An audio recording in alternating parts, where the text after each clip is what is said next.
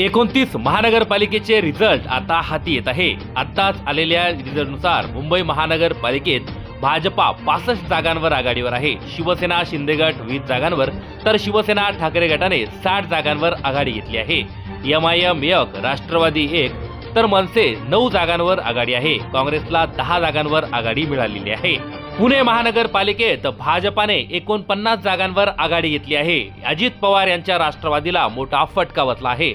येथे अजित पवार यांनी 6 जागांवर तर काँग्रेसला 3 जागांवर आघाडी आहे। पिंपरी चिंचवड महानगरपालिकेत देखील भाजपाने आघाडी घेतली असून येथे 43 जागांची आघाडी भाजपाला मिळाली आहे।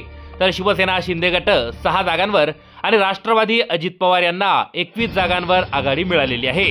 तर ठाकरे आणि शरद पवार यांच्या पक्षाने अजून खातं देखील उघडलं नाही।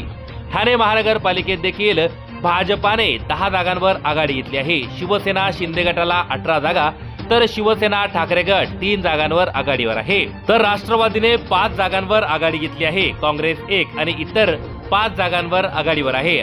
नाशिक महानगरपालिकेत भाजपा 11 जागा, शिवसेना शिंदे गट 7 जागांवर, शिवसेना ठाकरे गट 3 जागांवर, मनसे 1 जागेवर तर काँग्रेस 2 जागांवर आघाडीवर आहे। तर इतर 2 जागांवर आघाडीवर आहे।